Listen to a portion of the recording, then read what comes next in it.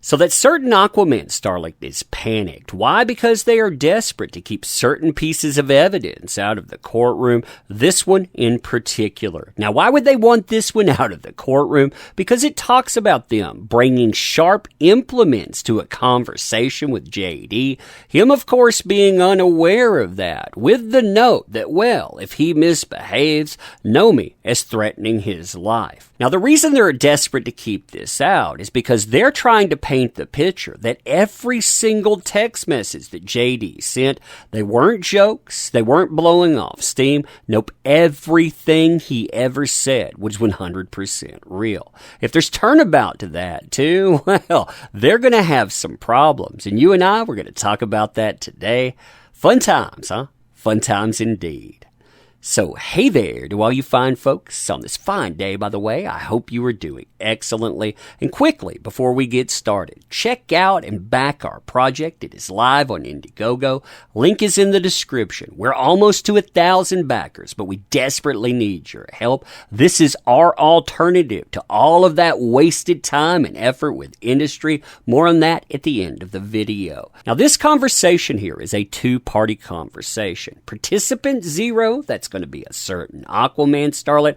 Participant 1, that's going to be Josh, aka Josh Drew. And there will be another person that they're talking about having dinner with. That's going to be the fiance of Josh Drew, who is also the best friend of that certain Aquaman starlet. Now, if you don't know these names, by the way, just consider this. Josh Drew and his fiance, they lived rent-free across from JD for a long time. JD, he footed the bill for everything, the place, utilities, all of the other products they consumed, and the way that they treat that, well, you'll see it right here. Now, this conversation, it happens 01/13/2015. There were alleged incidents close to those times, but listen to how this is prepared. So you have Josh Drew start this out.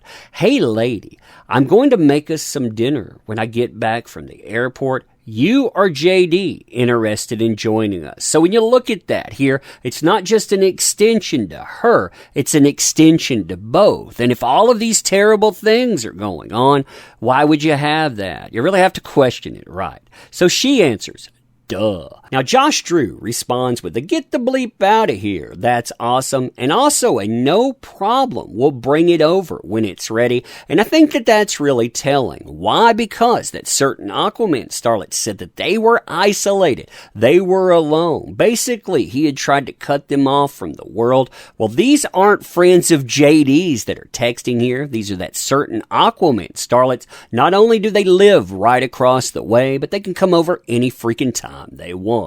Then she responds by saying, but JD is getting. Now, what is he getting here? He's getting my tattoo at the house. So, not a tattoo, he's getting her tattoo at the house. And again, I think that that says something about the relationship that certain Aquaman starlet doesn't want. This next part, this says even more as well.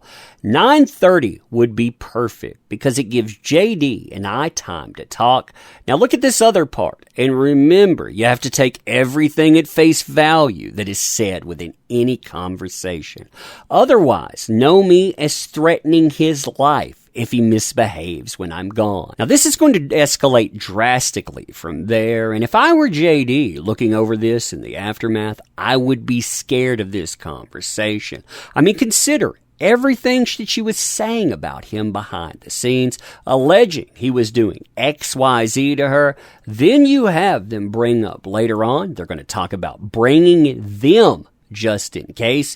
What are them? Well, they don't talk about what them are until right here. You can see her acknowledge that at the end of the page, but she already knows that. So this, it looks like a plot that was already in development. Now, Josh Drew continues the conversation by making plans for 9:30. I think 9:30-ish for dinner. Probs, you see the typo there. Then he says something that, again, it goes against that narrative that certain Aquaman starlet is cut off and JD, he can do anything he wants.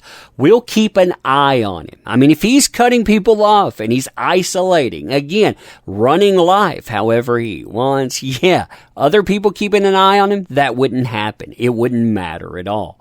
Then you see Josh Drew mention Rocky Pennington, talking about picking her up. That's his fiance. I'm picking her. Again, you're going to see Rock here, or Rocky, up 8:30 or so. Now, to me, this is where they start to get creepy. You have that certain Aquaman starlet say, Jay and I have to have a little talk tonight when we get home, probably till like 8, and then we're cool. Rock gets in at 9:30, right? You guys want to come over after that and hang and eat and drink.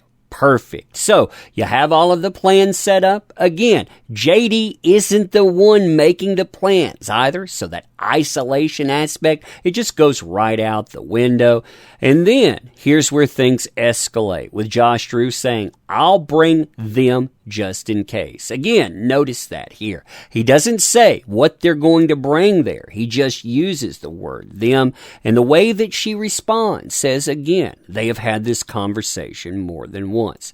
She says, good man. Hey, yeah, you should bring those over. Ha, ha, ha, ha. Also, she says so pretty. And I thought that was interesting, too, because she gets the picture here. That tells me that they've already at least discussed other sharp implements that are being brought. Then he finalizes and he shows her other ones. But then she says, oh no, that'd be far too easy. Now here's some speculation on my part. I don't actually think that this right here is a reaction to this line. I actually think that this is one stream of text. I mean, if you look at these answers here, they're all just coming out. 1, 2, 3, 4, 5, 6. She actually answers this here. But again, if you're thinking about all of that coming out, bam, bam, bam, bam, bam, I think that this was actually part of it. And that makes it even scarier.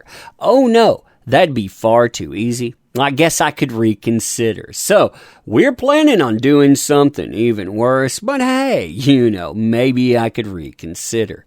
Now in that, Josh Drew actually sends another site, and he sends a picture too. He said, certain Aquaman starlet, you don't have to use it, you just have to show them to him. And he sends through a file. This is going to be your picture of those sharp implements, and she responds to that for sure with wow. And when you see this picture, remember, number one, again, nothing's a joke, nothing's blowing off steam, everything is serious. And according to Rocky Pennington and Josh Drew, that certain Aquaman starlet was telling them terrible things were happening behind the scenes.